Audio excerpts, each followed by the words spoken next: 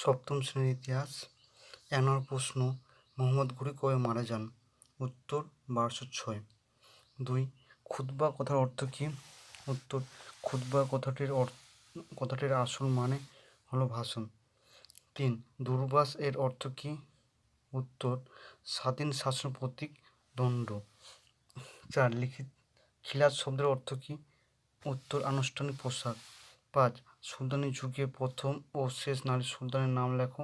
সুলতান রাজিয়া। ৬. সুলতান রাজিয়ার মৃত্যু হয় কত খ্রিস্টাব্দে? উত্তর, ১২৪০ খ্রিস্টাব্দে। ৭. তুর্কান-ই চিহলগানি কথার অর্থ কী? উত্তর, ৪০ জন তুর্কি বা ৪০টি তুর্কি পরিবার। ৮. সিজদা ও পায়েবস কোন প্রথা? পার্সি প্রথা। ৯. মালিক কাফুর কে ছিলেন? উত্তর, আলাউদ্দিন খুলজির সেনাপতি। ১০. অল রিহুলা গ্রন্থটির লেখক কে ছিলেন?